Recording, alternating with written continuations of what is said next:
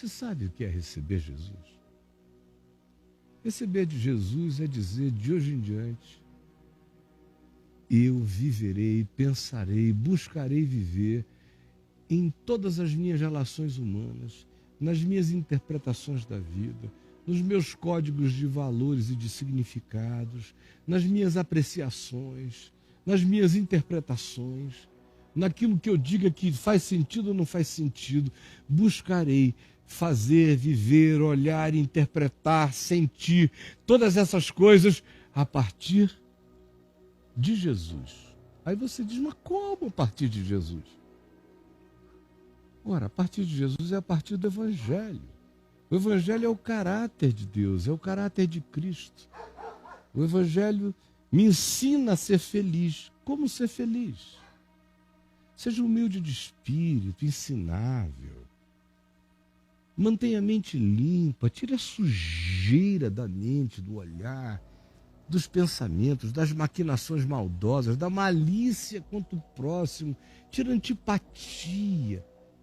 Vence a maldade interior e aprende, seja humilde de espírito, seja manso. Não saia atropelando os outros. Se contenha, aprenda a se conter, a refletir, a escolher o que é válido e não é. Qual é o bom combate? Não é o bom combate. Os mansos herdam a terra, porque todo mundo morre brigando as guerras da idiotice e eles se salvam pelo bom senso, recolhendo-se da barbárie e da maluquice. No fim, eles herdam tudo mesmo. Jesus ensinou o que é ser feliz. Jesus ensinou qual é a minha atitude para com o inimigo. Como é que eu trato o inimigo? Está lá em Mateus 5. Como é que eu devo olhar para o próximo, mesmo o próximo idiota, o próximo burro, o próximo que não gosta de mim, o próximo que não me ofendeu, que me ofendeu, o próximo que me deve, o próximo que não tem como me pagar jamais, o próximo que é perverso, o próximo que é abusivo, o próximo enganador, o próximo vestido de ovelha, mas por dentro é um lobo, roubador. Ele me ensinou a lidar com isso tudo. Isso é acolher Jesus. Isso é aceitar Jesus. Porque você diz que recebeu Jesus, mas fica sendo pastoreado por um lobo vestido de ovelha, que faz tudo que o Evangelho diz que não é Evangelho, e você fica lá, desculpe, você não recebeu Jesus, não entendeu nada, não é nada. Isso é um presépio de uma farsa.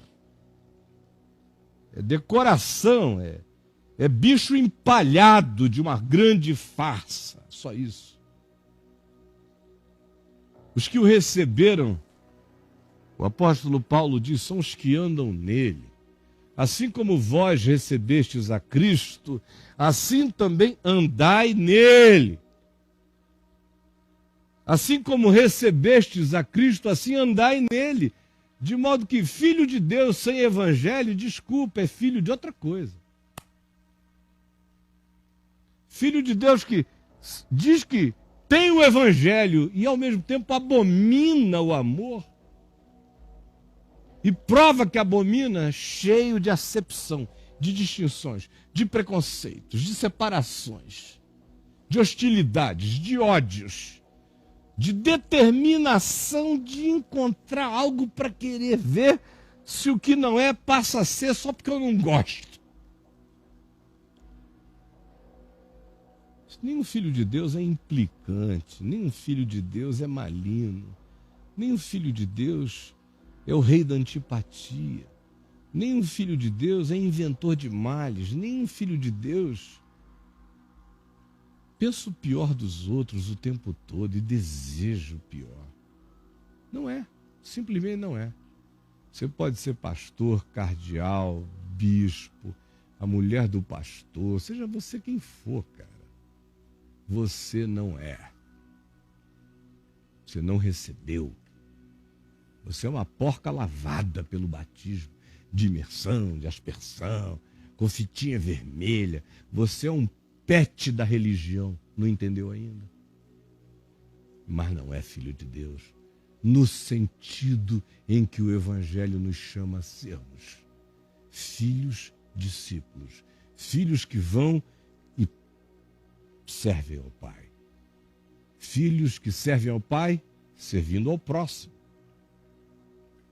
filhos que dizem amém, não para um discurso acerca de Jesus, dizem amém a Jesus, a palavra dele, ao ensino dele, ao modo dele dizer: viva assim e você será meu discípulo, porque aquele que me ama guarda os meus mandamentos. Os meus discípulos, ele disse, são aqueles que guardam a minha palavra. Gente, se vocês quiserem continuar no engano, continuem. Se quiserem continuar na sacanagem, continuem. Mas chegou a hora de a espada passar na consciência de todo mundo. Não dá mais para brincar de você. Não dá mais para brincar de nós. Não dá mais para brincar de filho de Deus. E por último, guarde isto.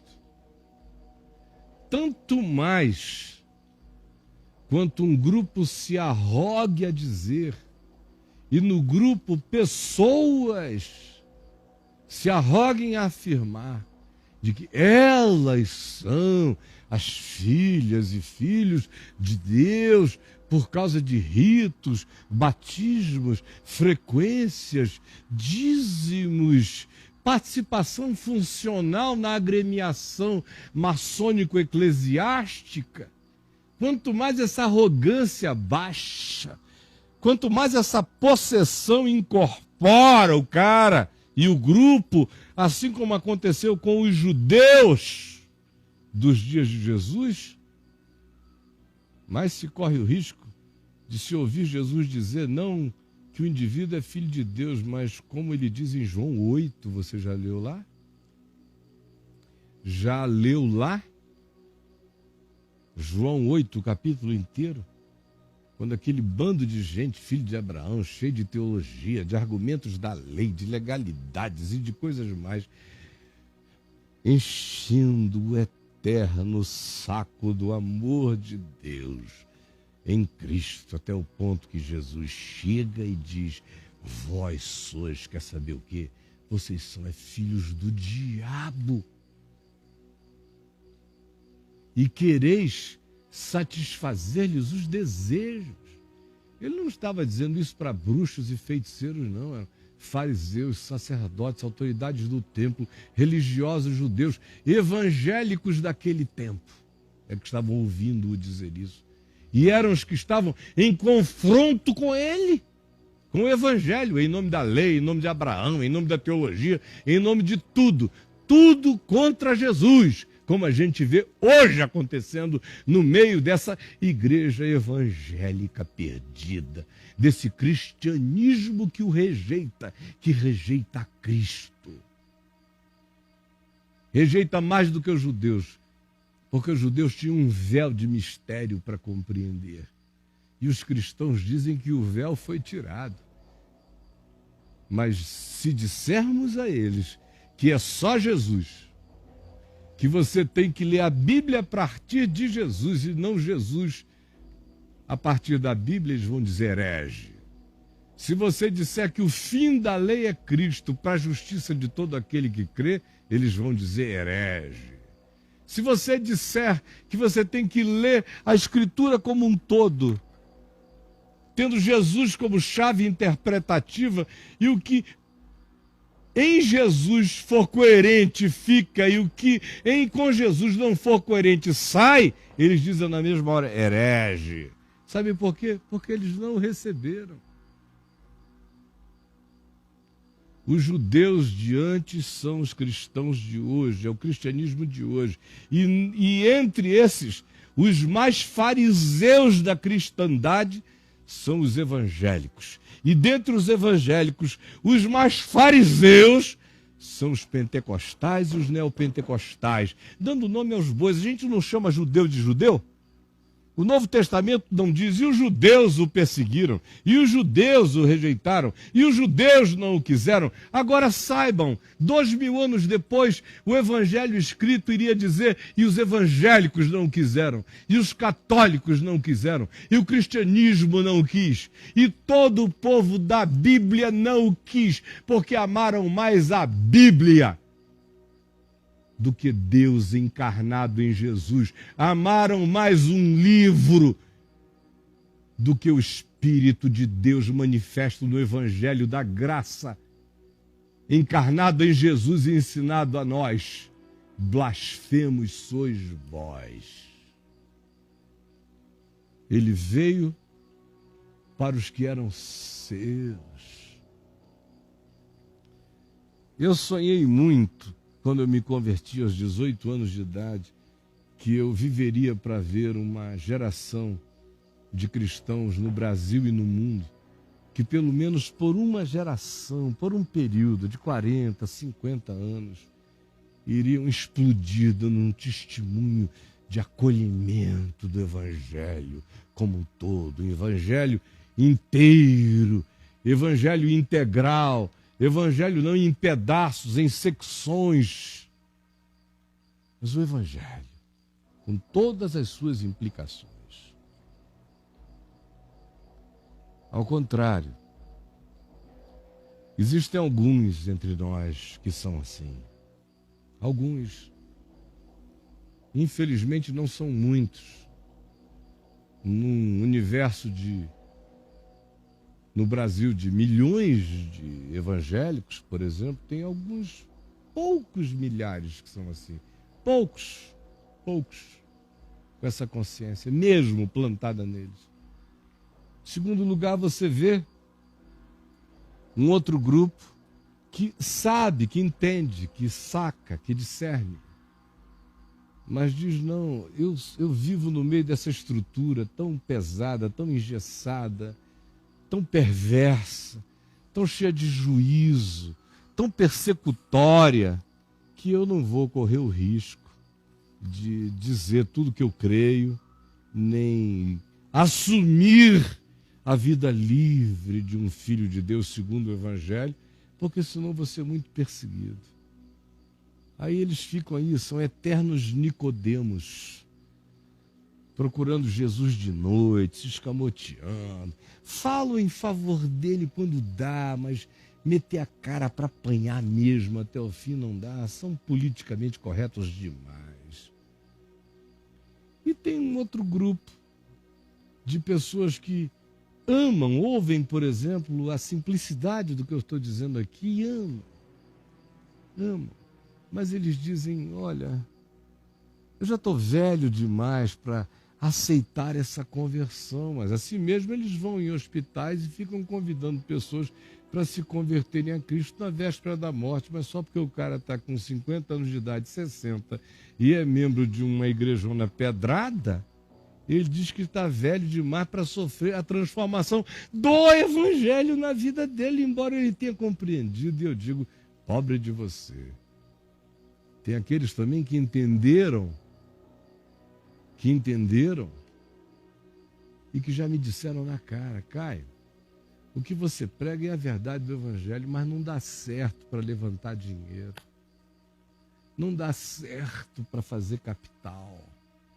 A mensagem de Jesus é linda, é maravilhosa, mas ela não é prática para a gente receber, amealhar grana, a gente precisa ter dinheiro para a gente divulgar o Evangelho. Que Evangelho? Um Evangelho que precisa de dinheiro para ser divulgado já não é Evangelho. É claro que a gente, em todos os sentidos da vida, precisa de algum recurso para fazer as coisas que a gente faz porque vive nesse mundo. Mas não é o dinheiro que faz o Evangelho ir adiante. O Evangelho, eu preciso de recursos para fazer meios, mídias, divulgações, mas o Evangelho não precisa de nada disso. Quem precisa sou eu. Eles, todavia, disseram não, trocaram o evangelho, o direito de primogenitura da palavra, pelo repasto da fome e da ganância, do poder político, do dinheiro, da arrogância, das grandezas imediatas, das possessões materiais, dos aparatos abomináveis, para o Deus que quer ser adorado em espírito e em verdade. E por último, a essa multidão de ignorantes, absolutamente ignorantes, que não sofreram alteração nenhuma, que eram pagãos então, estão mais pagãos hoje. Antes eles eram pelo menos pagãos duvidosos, hoje eles se transformaram em pagãos arrogantes, porque são evangélicos e falaram oleandores, cântaros, labrastraias, qualquer loucura dessa. Não a língua original, mas as da carne mesmo. Aí saem arrogantes por aí, superiores aos homens, dizendo que são filhos de Deus e nunca o conheceram. Gente, infelizmente, a verdade é essa. Para ser honesto com o Evangelho, para contextualizá-lo nesse tempo, nesta hora, neste Brasil, eu tenho que dizer que os judeus desta hora, em relação ao Evangelho, não são os espíritas kardecistas, nem qualquer um outro. Mais do que todos e antes de todos, os judeus são os que dizem que têm a maior convicção. E os que dizem que têm a maior convicção são os evangélicos. Portanto, esses que dizem que sabem da revelação e rejeitam Jesus todo dia, gostam do nome dele porque o nome dele engana as massas. Mas o evangelho dele, eles odeiam o evangelho, porque não dá margem para exploração. Esses são os que não receberam.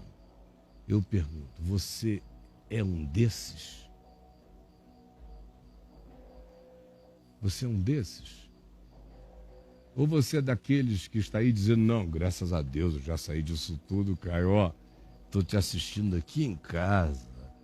Cara, estou aqui até tomando um suquinho de laranja enquanto eu estou te vendo, estou no maior boa. Ah, depois que vem ver TV, tá tudo bem, eu assisto a ver TV. E daí? E daí? O evangelho é verdade para você, o que ele significa? Ele muda o teu modo de comprar, de vender, de gastar dinheiro, de doar, de não doar, de tratar, de não... Como é? Ele muda alguma coisa, mudou teu olhar, mudou teu coração, mudou teu interpretar, você ficou mais dilatado, se desmediocrizou, ficou mais humano, se tornou mais generoso, mais gentil, mais acolhedor, mais sincero, mais verdadeiro, mais esperançoso, mais corajoso, mais simples, mais descomplicado, mais objetivo. Me diga. Se não produziu nada disso, que boa nova é essa? Que evangelho é esse? Que Jesus é esse? É droga nenhuma. Não é Jesus. Porque Jesus tem coração. Jesus tem consciência. Jesus tem palavra. Jesus tem evangelho. Esse Jesus que você conhece aí, sem coração, sem consciência, sem palavra, esse Jesus que é de acordo com o pastor local, não deu para você perceber ainda que é um diabo regional? Uma fantasia produzida para enganar apenas? Gente querida, aqui da Estação do Caminho da Graça, no Teatro do Sino, eu estou terminando. Por favor, olhe para dentro do seu coração. Curve a sua cabecinha aí onde você está agora, olhe para dentro. Examine-se a si mesmo. Porque o interesse de Deus é ter-nos para Ele. É que a gente seja filho dele, parecido. Herdeiros de tudo. A começar do coração dele. A começar do olhar dele. A começar da bondade e da justiça dele. E da paz dele em nós, que excede a todo entendimento. E você que me assiste mais distante, onde quer que você esteja, meu irmão, acolhê-lo não é sair correndo para nenhum lugar e dizer, oh, agora eu pertenço a um lugar, a um grupo, não. É aqui e é na vida. E o que você vai fazer com ele agora? Que você está sabendo das coisas. E aquela grande e velha pergunta de Pilatos, o que farei de Jesus chamado Cristo? Agora que você sabe quem ele é, qual é a sua decisão? Jesus, eu vim aqui dizer aquilo que eu digo desde 18 anos de idade, tu sabes, só que hoje com uma tristeza, e não é de hoje, já faz alguns anos que eu estou dizendo deste jeito, dizendo que os judeus de antes se tornaram essa igreja de agora, mais pedrada do que o judaísmo, tão arrogante quanto o judaísmo nos seus piores dias de arrogância, tão soberba que constrói para si templos de Salomão, quando tu disseste, essas pedras não ficarão pedras sobre pedra. Deus é Espírito. O lugar onde se deve adorar não é nem no Monte Gerizim, nem em Jerusalém, nem no Corcovado, nem em lugar nenhum. É só no coração, em espírito e em verdade. Este é o povo que está aqui morrendo de blasfêmia, pecando e chamando isso de cultos. Cultos são blasfêmias, as canções são blasfêmias, as pregações são blasfêmias, os rituais são blasfemos. Meu Deus, quanta blasfêmia sendo praticada em nome de Jesus. O cristianismo quase só blasfemou o tempo todo em nome de Jesus, nesses 1750 anos de apostolado constantiniano sobre a alma da igreja. Por favor, salva-nos desta mentira que nos possuiu a todos, que nos enganou a todos,